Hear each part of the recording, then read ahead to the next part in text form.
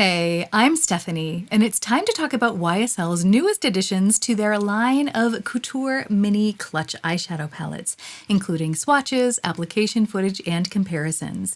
Today we'll be focusing on the shades 700 over Noir and 800 over Dore, because they were the only ones available in my region so far. Once the other two newest quads in the line are available here, I do plan on picking those up for comparison as well. That's the 710 over Brune and 810 over Orange quads. So if you, like me, are thinking that that 710 over Brune quad looks suspiciously similar to the Store Dolls 100 quad from the original line, then make sure you're subscribed to find out. Perhaps I could even save you some money.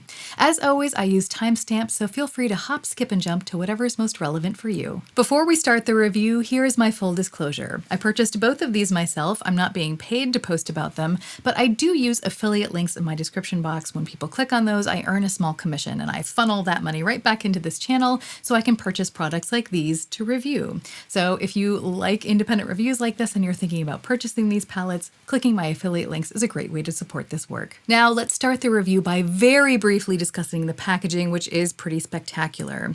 Just like the original 6 quads in the lineup, it features a textured top that imitates YSL's classic quilted Y-style bags. It has the beautiful golden logo, stitching, it feels luxe, and I believe that they've improved the packaging because in the original 6 quads there were some problems with the adhesive, so the pans were falling out. I do believe they've fixed that problem because these feel a lot sturdier and I haven't had any problems. But of course what's really important is what's inside, so let's talk about the formulations and the colors. Each of these 2 palettes contains 1 glitter topper, 2 matte shades, and 1 satin, all of which have a similar texture, feel, and performance to the formulations in the original 6 quads. I did an in-depth review and comparison of the 6 original palettes in the lineup, and in that video I went into a whole lot of detail about each of the individual formulations.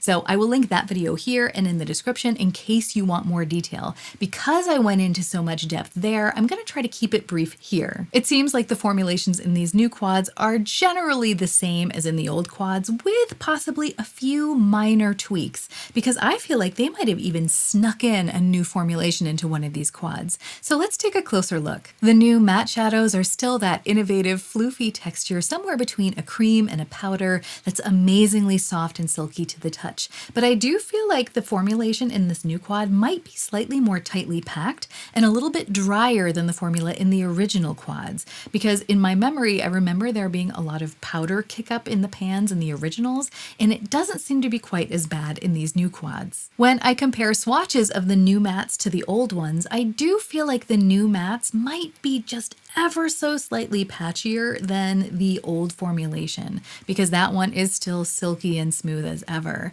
Any eyeshadow connoisseur knows that swatches never tell the whole story, but I do find that it's a little bit harder to get a really smooth and seamless blend with the new quads, whereas the old ones just blend completely effortlessly. I also noticed some fallout on my cheeks from the darker shades in the 700 over Noir quad. That is pretty normal for black shadows. A lot of them do that, but there are formulations out there on the market that don't.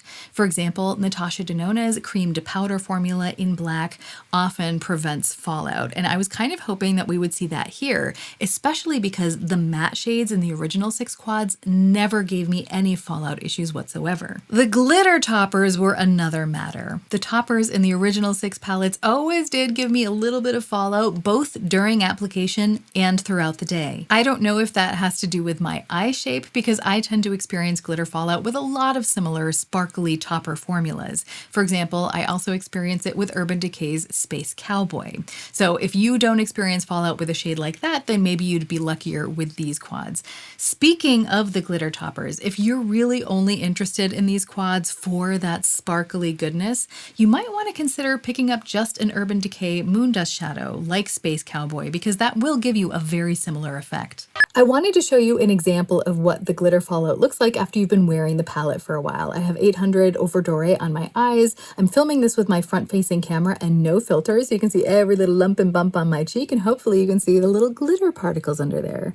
It's not huge, but some people are really bothered by that. So I just wanted to try to give you as accurate a representation as I can of how the glitter can look under your eyes. It's not a deal breaker for me, but I can understand that it would be for some people. So judge for yourself. Now we come to the final formulation, the silky smooth satin shades.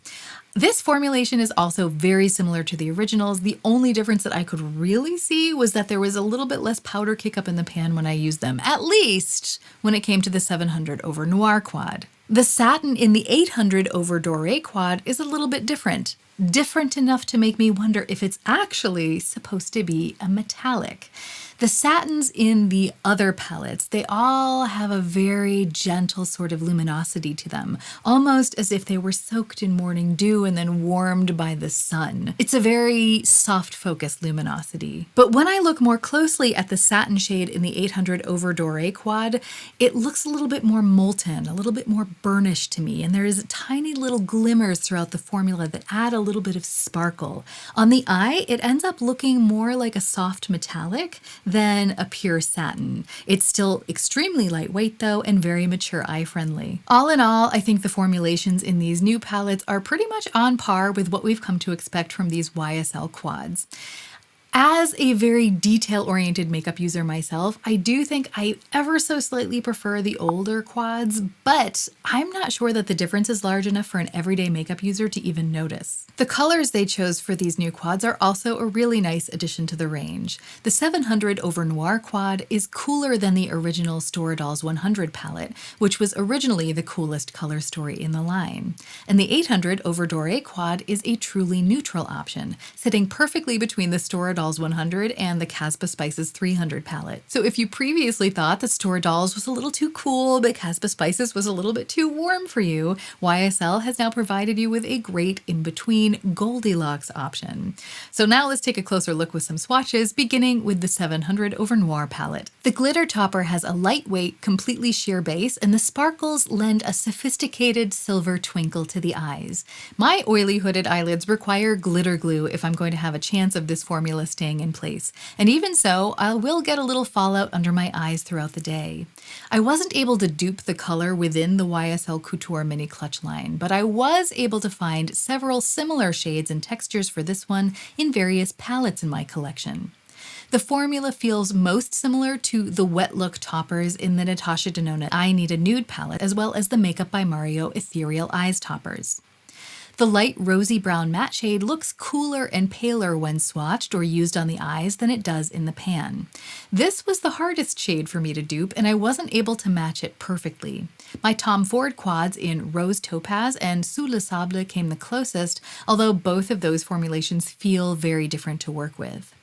The matte black shade can be sheared out or built up as needed, but I did experience fallout with this shadow. I would suggest doing your eye look first when using this shade. I was able to find several similar blacks in my collection, none of which have that magical, floofy feel of this formula though. The satin gunmetal gray shade provides a soft sheen and blends beautifully. It can also be easily built up or sheared out. None of my other satin formulas feel as soft and silky as the YSL formula, but the Viseart Satin Black from the Bridal Satin palette has a similar effect on the eye.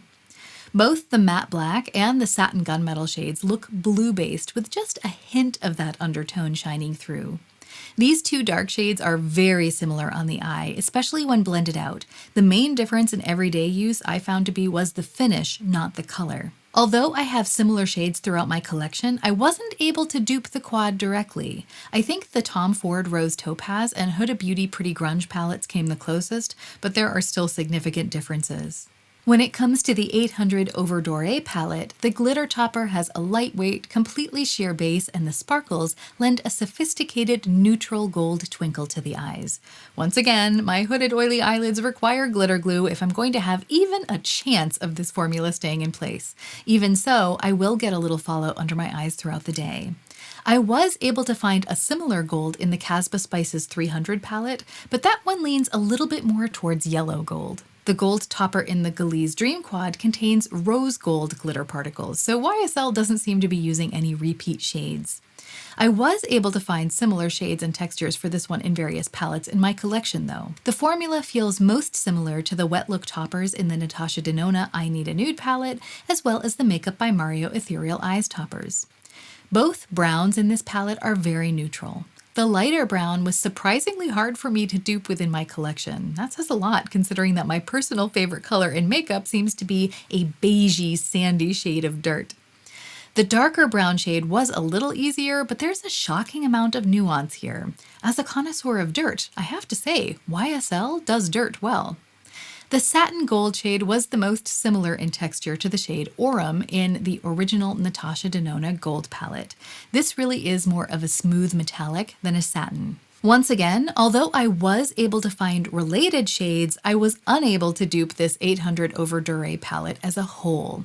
If I were to combine my Natasha Denona Gold and Camel palettes, I would definitely be able to dupe the vibes of the YSL quad though. Do you need these? No, because nobody needs makeup. But maybe you're like me and you live with an inner makeup monster driving you to try all the pretty new cosmetics. And I always have to remind myself that makeup is just dirt. Pretty dirt, sparkly dirt, but it's expensive dirt. And as pretty as it is, we wash it off at the end of every day. But if now happens to be the right time for you to go out and purchase some fancy new dirt, who do I think these are for?